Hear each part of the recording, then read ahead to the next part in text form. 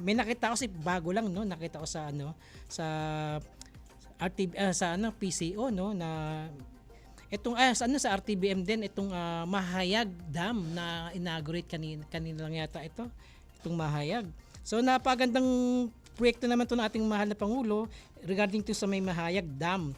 So hindi lamang tayo nag-iimbak ng tubig, nag-iimbak din tayo ng pag-asa at magandang kinabukasan, sabi nga ng ating mahal na Pangulong PBBM.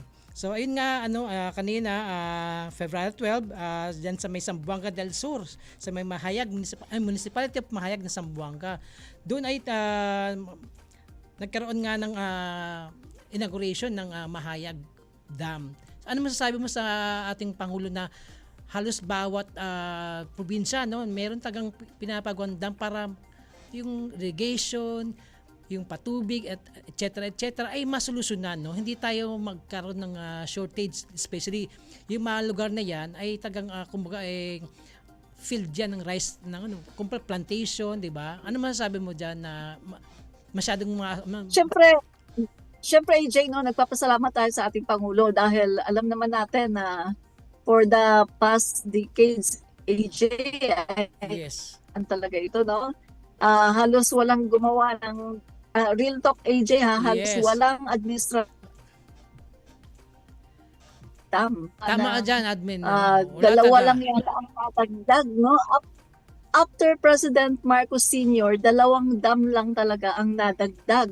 So, nagkukulang sa tubig, nagkukulang tayo sa tubig, dumadami ang mga tao pero walang nagpapagawa ng dam. Kaya eto ngayon, ang Pangulo natin PBBM ay talagang tutukan niya yung pagpapagawa ng dams AJ, yes. Na talagang hindi lang nakakatulong sa ating pangangailangan sa inumin, sa pagluluto, etc., kundi lalong-lalo na sa ating mga farmers. Nakakatulong ito para sa kanilang mga irigasyon. Siyempre, kapag walang tubig, anong gagawin nila sa kanilang mga pananim? So AJ, yung kanilang mga pananim ay hindi yan mabubuhay kung walang tubig. So dito, naalala ko pa AJ, wala pa noon si Pangulong PBBM. Ang reklamo ng mga farmers ay pati ba patubig ay binibenta or binabayaran daw nila yung mga patubig para lang magkatubig yung kanilang mga farm. So dito, nung pumasok na nga si PBBM, yung PBBM administration ay talagang inasikaso niya to AJ.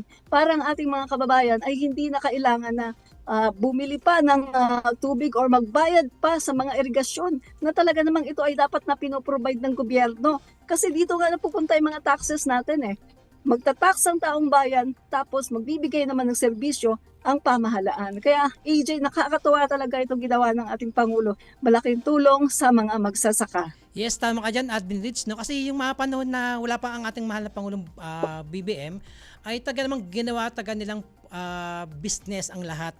Tubig, lahat yan, ginawa nilang business. Kasi, alam ba AJ, masingit lang, may mga dams na pinagbili, yes, sa mga malalaking mga katulad na lang sa pinrivatize pagkatapos ipinagbili katulad ng Tiwi Dam. Yes. Kung hindi ako nagkakamali, Tiwi Dam yata yun, pinagbili sa Aboitiz pagkatapos ayun nga talagang napabayaan ng mga iba-ibang mga administrasyon, wala nang gumawa ng dams. So ngayon si PBBM, eto tinutukan niya talaga. Yes, tama dyan, Admin Rich, Kaya nga itong sinasabi ko, tagang pinabayaan talaga nila yan. Kasi meron silang self-interest dyan, vested self-interest. Kapag wala nga namang mga pangangailangan na ganyan, syempre saan kukuha yun?